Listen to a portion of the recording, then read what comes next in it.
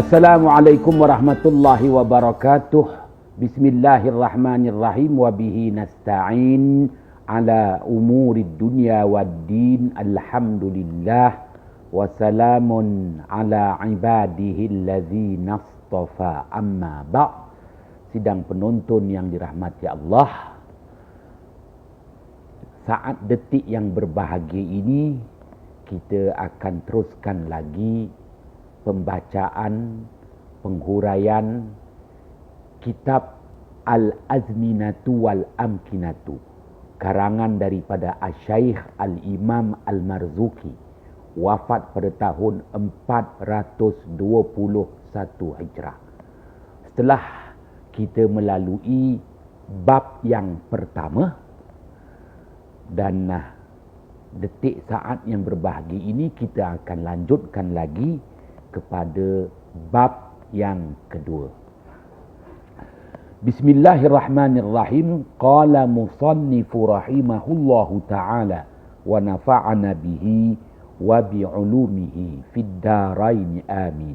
Al-babu tsani fi dzikri asma'in wa ma'anin liz-zaman wal makan wa mata tusamma dzurufan wa ma'na qaulin nahwiyyin az-zamanu zarfun lil af'al wa raddu ala man qala fi bayanihima bighairi haqq min al-awail wal awakhir. Wa hadzal bab yashtamilu ala ma dhukira mahiyatu az-zaman wal makan wa hikayatu aqwalin awail fihima muhiqquhum wa mubtiluhum wa ibtalul fasid minha wa ma yata'allaku bidzalika wa fusuluhu arba'atun. Bab yang kedua pada menjelaskan nama-nama am dan nama-nama khas dan makna untuk kedudukan waktu, masa mahupun zaman. Begitu juga kedudukan tempat. Dan bila dinamakan bagi suatu kalimah itu sebagai zaraf, iaitu keadaan sesuatu dengan makna di tempat ataupun pada waktu.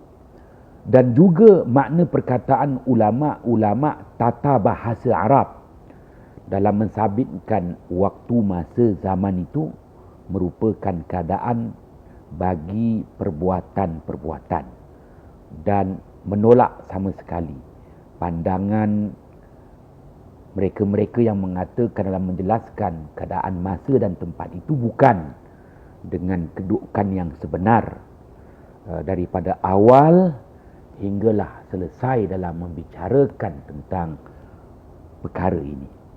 Dan bab ini juga merangkumi atas perkara-perkara yang menyebut tentang sifat-sifat waktu, masa, zaman dan sifat-sifat tempat. Ada 4 fasal pada membicarakan perkara ini. Sidang penonton yang dirahmati Allah, Asy-Syaikh Al-Imam Al-Marzuki wafat pada tahun 421 Hijrah. Sezaman dengan Asy-Syaikh Al-Imam Abu Raihan Al-Biruni. Juga sezaman dengan Asy-Syaikh Al-Imam Ibnu Sina. Zaman kegemilangan dunia Islam pada ketika itu. Asy-Syaikh Al-Imam Al-Marzuki menjelaskan kepada kita bab yang kedua, khas membicarakan tentang zaraf zaman dan zaraf makan, dan kalimah-kalimah yang diletakkan sebagai zaraf zaman dan zaraf makan. Mungkin kita tertanya, kenapa Asy-Syaikh Al-Imam Al-Marzuki dalam bab kedua ini ketengahkan soal zaraf zaman dan zaraf makan. Zaraf perkataan bahasa Arab Zaraf itu asal maknanya membawa erti ruang.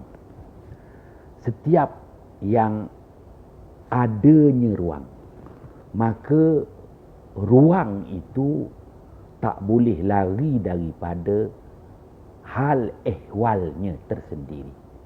Ruang. Maka hal ehwal ruang itu dua keadaan. Yang pertama, hal ehwal ruang itu merupakan zaman, waktu yang berlaku dalam sesuatu ruang. Begitu juga hal ehwal yang berlaku dalam suatu ruang itu merupakan hal ehwal tempat, kerana ruang itu merupakan tempat. Oleh itu, Asy-Syaikh Al-Imam Al-Marzuki nak dedahkan kepada kita berhubung tentang zaraf, iaitu ruang yang diukur dengan dua nilai. Ruang yang diukur dengan nilai waktu dan ruang yang diukur dengan nilai tempat.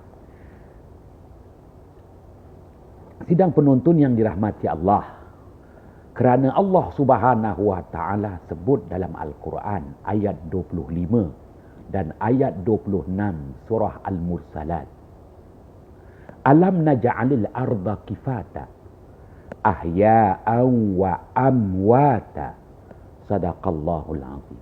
Tidakkah kami jadikan bumi itu tempat berhimpun dan berkumpul seluruh umat manusia untuk menjalani hidup dan juga menerima kematian.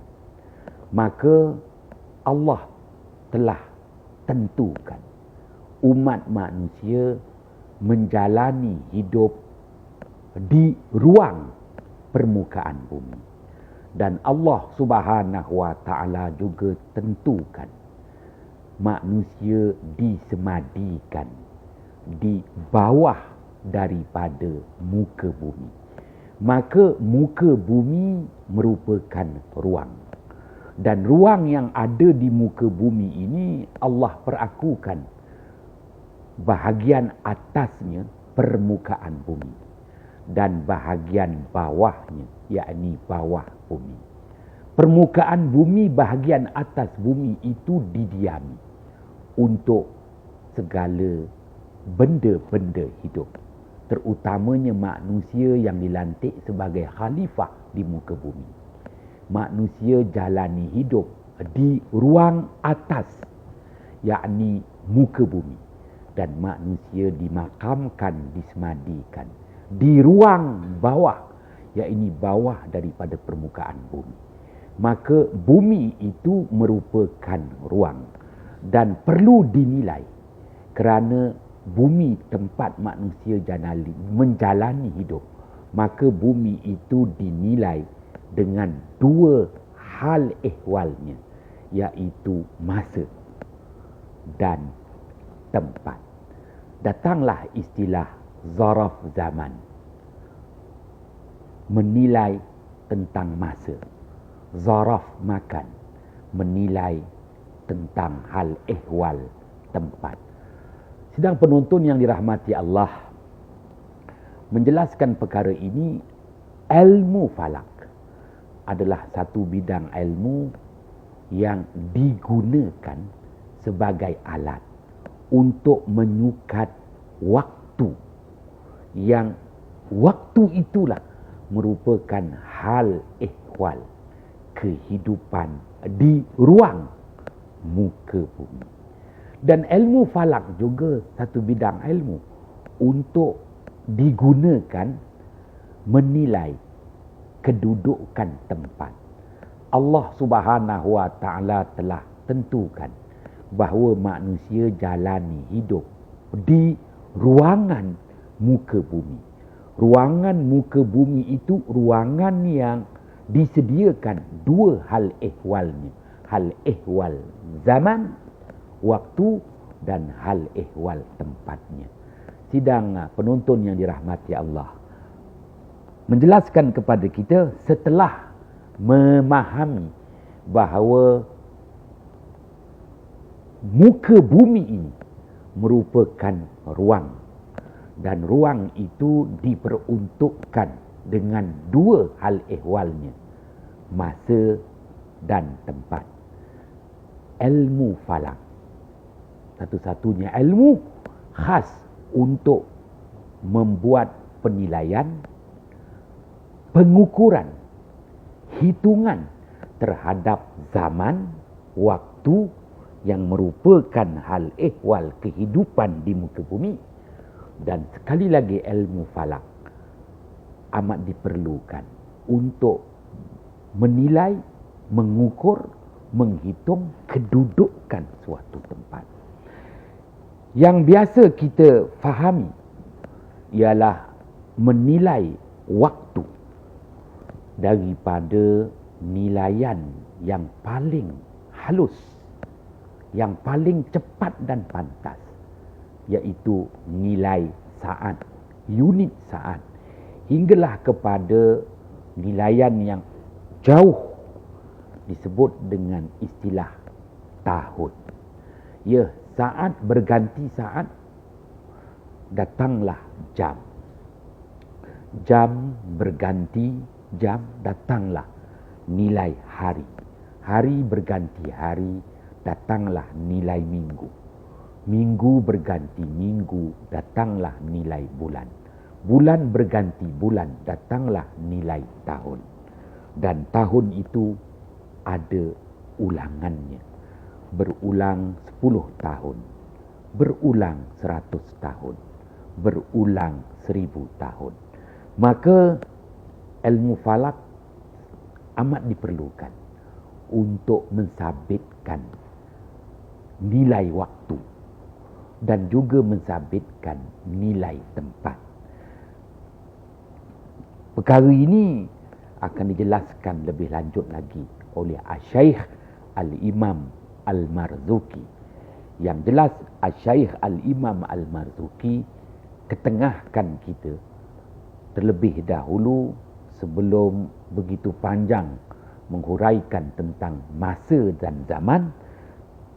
Imam Al-Marzuki ketengahkan kepada kita kedudukan masa dan zaman itu yang disebut sebagai zaraf zaman dan zaraf makan. Baiklah,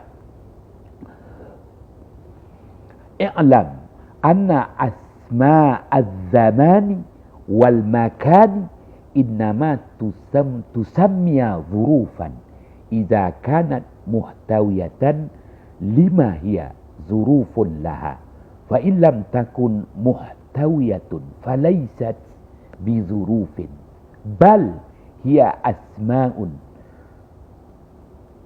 tubayyinu ma waqa'at alayhi min ghairihi kasairil asma'i ka qawlika makanukum tayyibun wa khalfuka wasi'un wa amamaka as-sahra wa yawmal jumu'ati mubarakun wa syahru ramadan syahru ta'atin wa inabatin wa innama hadha ka qawlika abdullah karimun wa zaidun mubarakun. Ketahuilah bahawasanya nama-nama zaman, isim-isim zaman dan isim-isim makan itu dinamakan sebagai zaraf, iaitu keadaan sesuatu dengan makna di tempat, menunjukkan tempat, ataupun pada menunjukkan waktu, di tempat dan pada waktu. Dan apabila ia meliputi kandungan ruang dan masa, dan sekiranya ia tidak meliputi kandungan ruang dan masa, maka ia tidak disebut sebagai zaraf. Bahkan ia hanyalah nama-nama yang berlaku sesuatu keadaan, seperti nama-nama yang biasa kamu katakan, tempat kamu baik, di belakang kamu tu amat luas. Di hadapan kamu terbentang luas padang pasir. Hari Jumaat yang penuh barakat. Bulan Ramadan, bulan ketaatan dan bulan untuk bertaubat. Hanya seperti juga perkataan kamu, Abdullah yang mulia, Zaid yang diberkati. Asy-Syaikh Al-Imam Al-Marzuqi mendatangkan kepada kita contoh-contoh ayat perkataan yang biasa disebut untuk kita memahami di mana perkataan-perkataan yang biasa diluahkan, diperkatakan oleh manusia itu ada yang mengandungi zaraf zaman, begitu juga zaraf makan. Zaraf menunjukkan waktu dan zaraf menunjukkan tempat, dan ada kalanya ia tidak menunjukkan waktu maupun tempat. Ianya hanya satu perkataan ataupun satu ungkapan yang biasa disebut oleh kebanyakan daripada manusia di halaman perkataan. Sidang penonton yang dirahmati Allah, ianya memberi kepada kita bagaimana Asy-Syaikh Al-Imam Al-Marzuqi memberi penekanan untuk kita benar-benar memahami zaraf zaman, zaraf makan. Yang penting, selagi namanya zaraf, ianya menyebut tentang ruang, ada di situ ruangan yang meliputi dan melengkapi. Ruang yang meliputi dan melengkapi zaman waktu, ruang yang meliputi dan melengkapi tempat. Maka boleh dimudahkan di sini, zaraf zaman itu merupakan hal keadaan yang merangkumi nilai-nilai waktu. Hal keadaan yang merangkumi nilai-nilai waktu. Dan kedudukan sesuatu perkara yang tertakluk dengan waktu. Maka dia lebih dikenali dengan nama zaraf af'al. Contoh apabila kita tanya, bila berlaku sesuatu perkara? Bila tragedi sesuatu perkara itu berlaku?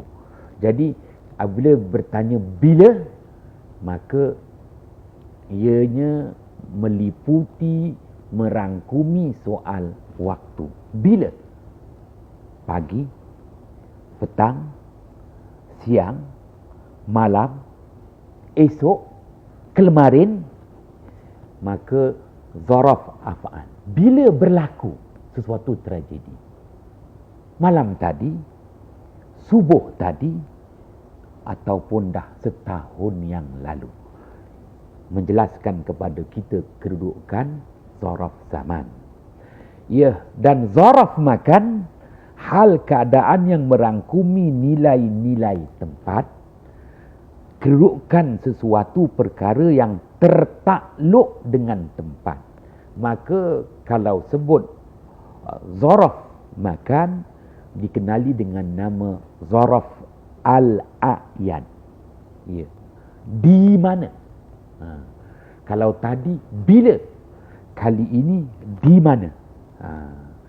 Apabila diberitahu anak bulan Ramadan kelihatan, di mana dia kelihatan? Di balai cerap mana? Di Baitul Hilal mana? Kelihatannya anak bulan. Jadi di mana menunjukkan di situ hal keadaan merangkumi nilai tempat dan kedudukan perkara yang tertakluk dengan tempat itu. Di mana kelihatan anak bulan? Bila detik kelihatan anak bulan? Sidang penonton yang dirahmati Allah, semoga Allah Subhanahu wa taala membuka minda kita dan dapat kiranya kita memahami dengan lebih jauh lagi maksud tersurat dan maksud tersirat. Zaraf zaman, zaraf makan, juga disebut zaraf af'al dan zaraf al-a'yan. Kerana disitulah kita dapat menyelami dan memahami tentang mukjizat Al-Quran. Kerana firman-firman Allah sememangnya tidak lari daripada ada di situ kalimah-kalimah zaraf zaman, zaraf makan. Wabillahi taufiq wal hidayah. Wassalamualaikum warahmatullahi wabarakatuh.